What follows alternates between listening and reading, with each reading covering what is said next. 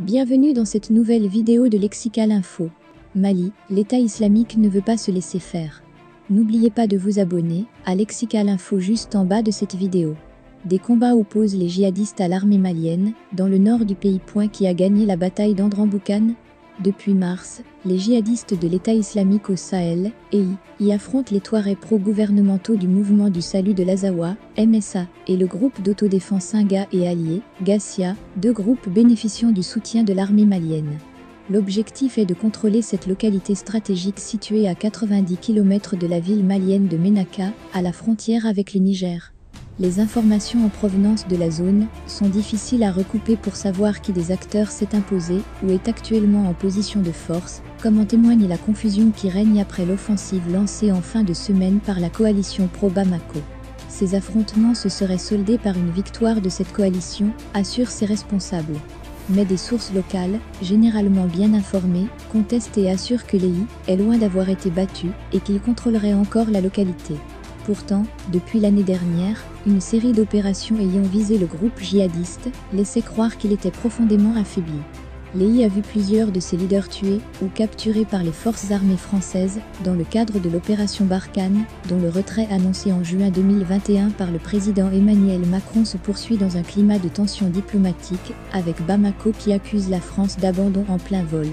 Les Français ont surtout réussi un coup de maître, le 17 août de la même année en tuant, au sud d'Indeliman, non loin de la frontière nigérienne, Adnan Abou Ali al-Sahraoui, de son vrai nom Lebi Boulali Ould Seoul Joumani, ancien cadre du mouvement pour l'unicité et le djihad en Afrique de l'Ouest, Mujao, et d'Al-Mourabitoun de l'Algérien Mokhtar Belmokhtar.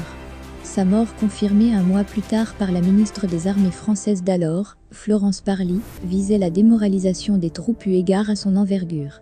Mais moins d'une année après, la filiale de l'État islamique est toujours active au Sahel, en tentant de faire main basse sur l'Est malien. Sous la férule de Youssef Choueb, dit Abou al-Bara al-Sahraoui, un arabe malien qui a repris le commandement, le groupe communément appelé État islamique, dans le Grand Sahara s'est renforcé en devenant depuis le 27 mars 2022, la 7e province de l'État islamique en Afrique alors qu'il était, jusque-là, sous l'autorité de la branche nigériane. Cette montée en grade est intervenue dans la foulée de la désignation d'Abou al-Hassan al-Hachimi al-Qureshi comme nouveau calife de l'État islamique, en remplacement d'Abou Ibrahim al-Hachimi al-Qureshi, tué en octobre 2019 par l'armée américaine en Syrie.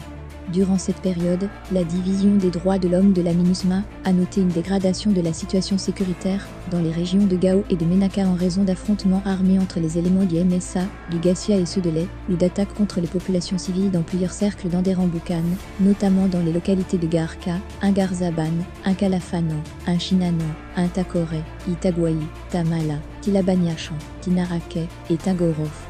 Ces affrontements auraient, selon les autorités locales, occasionné la mort de 264 civils et le déplacement forcé de plusieurs centaines d'autres vers Ansongo, Gao, Ménaka et Tillabéri.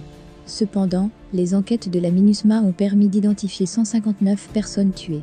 Le 21 mars, la MINUSMA a aussi recensé des attaques ciblées de l'État islamique au Sahel contre la communauté d'Osaak dans la zone de Talatay, cercle d'Ansongo, région de Gao, et au cours desquelles une centaine de personnes auraient trouvé la mort. La mort annoncée du chef de l'EI au Sahel, confirmée à APA par le journaliste Wassim Nasr et plusieurs autres sources, au cours d'une banale altercation avec un Touareg d'Assaak, n'a pas mis un terme à ce cycle de violence. Merci pour votre aimable attention et n'oubliez pas d'activer la cloche de notification pour recevoir les prochaines informations.